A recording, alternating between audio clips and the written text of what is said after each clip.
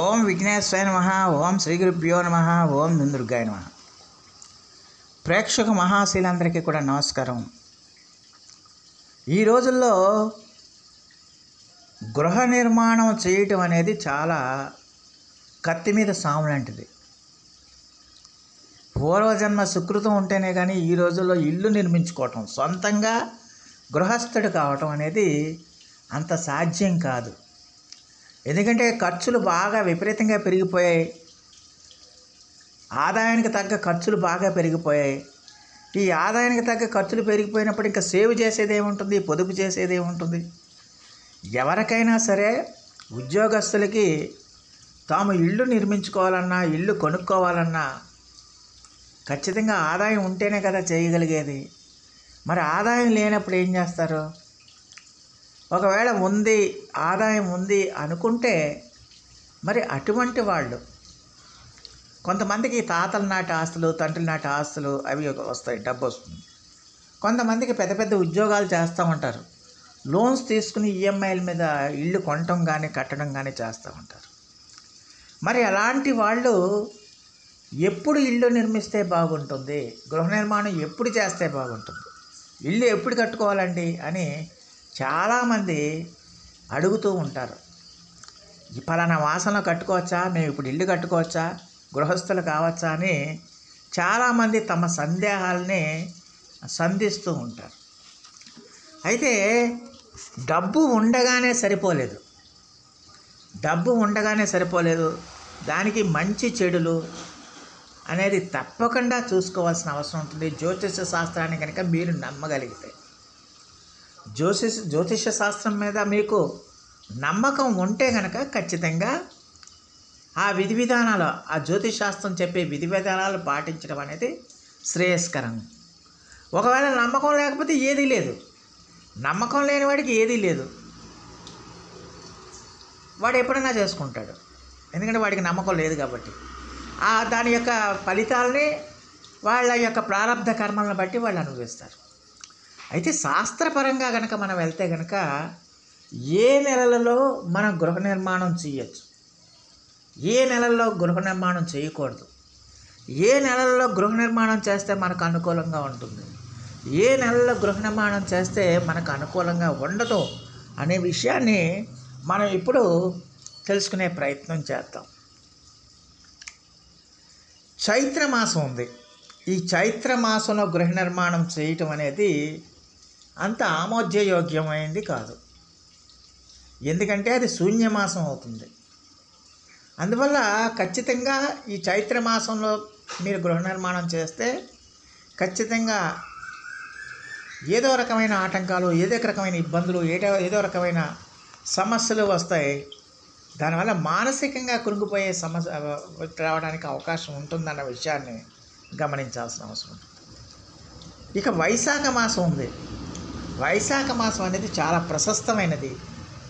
పూజా విధానాలకి, ఆధ్యాత్మిక సంబంధమైన కార్యక్రమాలకే కాదు, గృహ నిర్మాణానికి కూడా చాలా మంచిది వైశాఖ మాసం.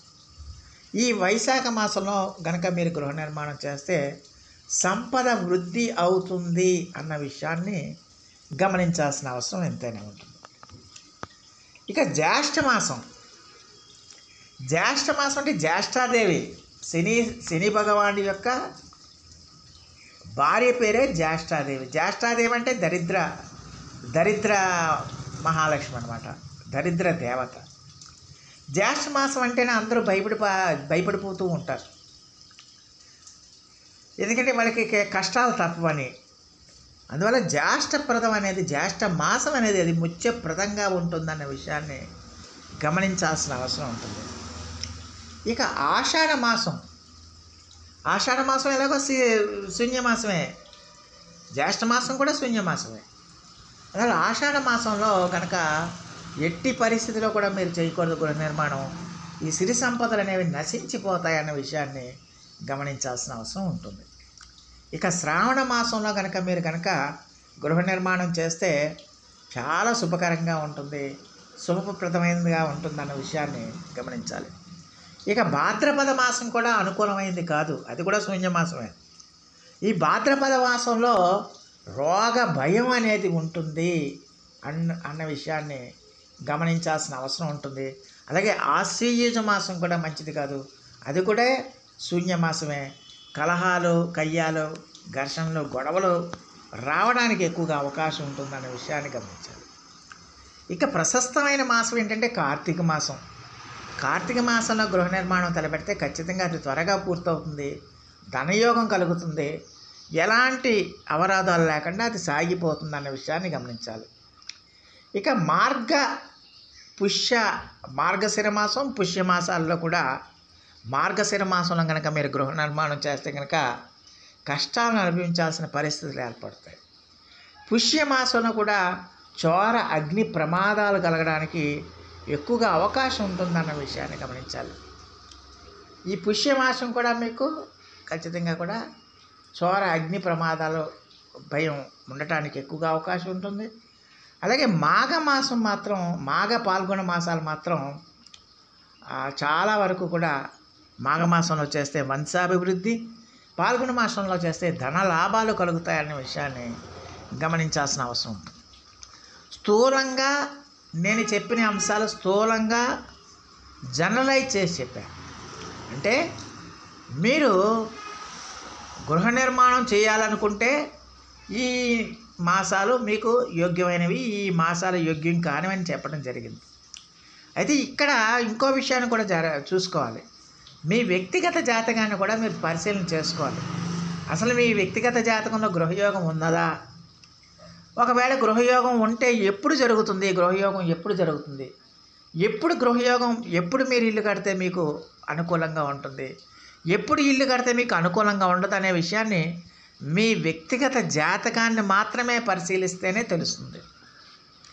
అందువల్ల ఇది నేను చెప్పిన విషయాలన్నీ కూడా జనరలైజ్ చేసి చెప్పాను కాబట్టి ఆ నియమాలు పాటిస్తూనే మీ వ్యక్తిగత జాతకాన్ని కూడా పరిశీలన చేయించుకోవాలి. వ్యక్తిగత జాతకంలో కనుక పరిస్థితులు బాగుండి, ఇప్పుడు జరుగుతున్న దశల్లో మీకు గృహయోగం ఉంటే, జరుగుతున్న దశాంతర్దశలు బాగుంటే, శుభకరంగా ఉంటే, మీకు జాతకంలో గృహయోగం ఉంటే ఖచ్చితంగా నేను చెప్పిన మాసాలు, శుభకరమైన మాసాల్లో ఏవైతే ఉన్నాయో ఆ మాసాలలో ఖచ్చితంగా సుశిక్షితులైన పండితులతో మీరు ముహూర్తాలు పెట్టించుకుని పంచకరహితం చేసుకుని ఆ ముహూర్తాలకి మీరు ముందుకు వెళ్తే కనుక చాలా వరకు అనుకూలంగా ఉంటుంది. మాకు అసలు గృహయోగమే లేదండి జాతక చక్రంలో. గృహయోగం లేకపోతే మీరు ఇల్లు కట్టినా ఉపయోగం ఏముంటుంది? అది పూర్తి కాదు, అది అర్ధాంతరంగా నిలిచిపోతుంది, లేకపోతే ఏదో సమస్యలు వస్తాయి, ఏదో ఇబ్బందులు వస్తాయి. అందువల్ల ఖచ్చితంగా ప్రతి ఒక్కరూ జన్మ జాతకాన్ని పరిశీలన చేయించుకోవటం అనేది చాలా తప్పనిసరి. మనం సంవత్సరానికి ఒకసారి బ్లడ్ టెస్టులు ఎలా చేయించుకుంటున్నాం?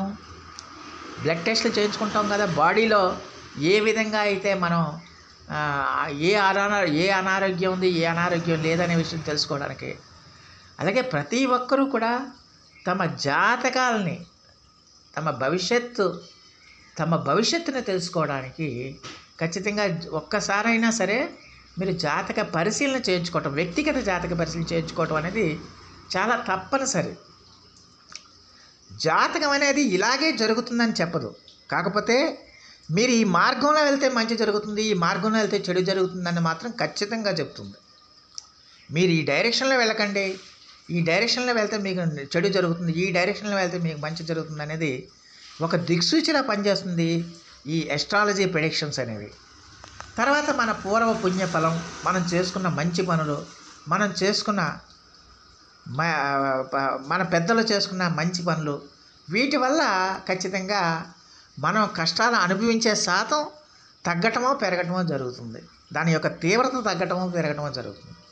అందువల్ల సాధ్యమైనంత వరకు ఎప్పుడు కూడా ధర్మబద్ధంగా, నీతిబద్ధంగా, న్యాయబద్ధంగా జీవించాలి. ఒకరికి హెల్ప్ చేయక్కర్లేదు, ఒకరికి సహాయం చేయక్కర్లేదు, ఒకరికి హాని చేయకుండా ఉంటే మంచిది. ఈ సూత్రాలను పాటిస్తూ మీరు క్రమశిక్షణావంతమైన జీవితాన్ని కనుక అలవాటు చేసుకుంటే, సిన్సియర్గా కష్టపడి మీరు కష్టపడితే ఖచ్చితంగా గ్రహాలు కూడా మీకు అనుకూలమైన ఫలితాలనే ఇస్తాయి, అందులో ఎలాంటి డౌట్ లేదు. అందువల్ల ధర్మాన్ని నమ్మండి, ధర్మో రక్షిత రక్షిత, ధర్మో రక్షిత అన్నారు పెద్దలు.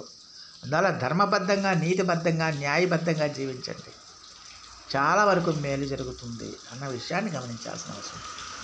సో ఆ దేవదేవుడు మీ అందరికీ కూడా ఆయుర ఆరోగ్య ఐశ్వర్యాలు ఇవ్వాలని మనస్ఫూర్తిగా వేడుకుంటూ, ఈ నా వీడియో కనుక మీకు నచ్చితే లైక్ చేయండి, షేర్ చేయండి, కామెంట్ చేయండి, సబ్స్క్రైబ్ చేయండి. సర్వే జనా సుఖినో భవంతు. నమస్కారం.